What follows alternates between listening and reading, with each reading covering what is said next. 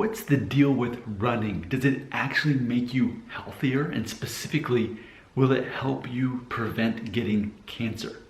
Hi, in case you're new to this channel and don't know who I am Slick Nick, your personal keto bro.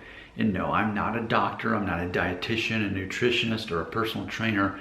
I'm just some random guy on the internet who is using his own body as public scientific research, as I have been keto for many months now, and I am continuing my goal of trying to reach 17% body fat. Ideally by my 40th birthday, but that's a few weeks away now, so maybe just this year. But I'm very pleased with the results so far as fat loss goes. And it's interesting because I had been running since I was a teenager. But what's interesting is I did it because I liked it and because I knew it was, quote, good for me, for exercise. But as far as it actually causing me to lose fat, I can't say that I ever saw evidence of that. In fact, what caused me to lose fat was when I reduced my calories. That is what I had learned through different instances in my life. But as far as the running actually causing me to lose fat, no. And of course now, as I teach on this channel, and I put a link right here to talking about the 5 pillars of keto, one of them is that you walk 2 to 3 miles every single day. The concept is that actually causes your body to lose this belly fat, specifically for no other reason, because running, which causes cortisol, a stress hormone, to store belly fat. If you're running, it actually is counterproductive. If you're walking, it helps balance out the cortisol in your body so that you can actually lose that body fat in your belly specifically. So the concept of, like, for example, here's what inspired this. I decided to wear this t-shirt. Now take a look at this t-shirt. I actually got this when I was in high school. I turned 16 and I drove by the Salvation Army and found this probably for $1 or so. Now if you look closely, it says 1983 roller coaster run. This is from my hometown in Alabama.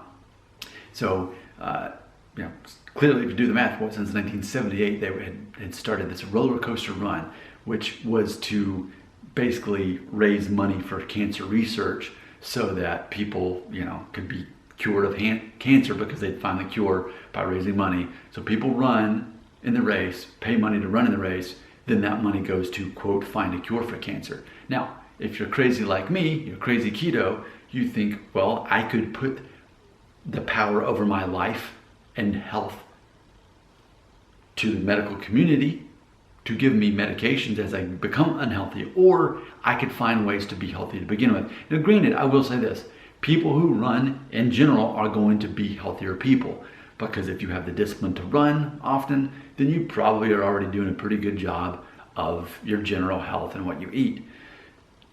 And this is where it gets interesting for me, because am I healthy? Yes, but I'm specifically trying to burn even more body fat and keep it off. So for me, I see walking as far superior than running.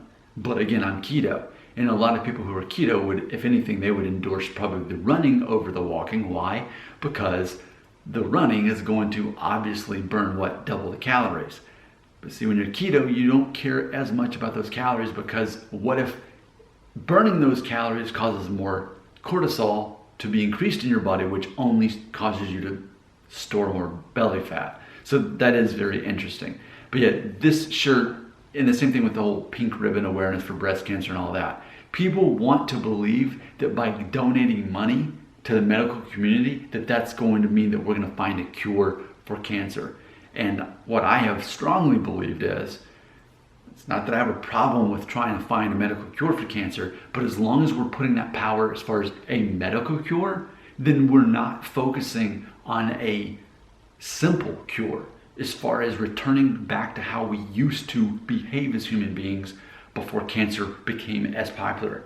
What if we just decided not to spike our insulin as much, do intermittent fasting like me, and not eat until at least 2 o'clock every day, eat in a 5-hour window? What if we did that, allowed our body to burn its own belly fat and body fat most of the day anyway?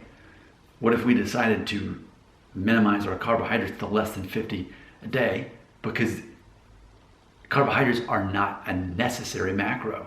People who aren't keto will tell you it is.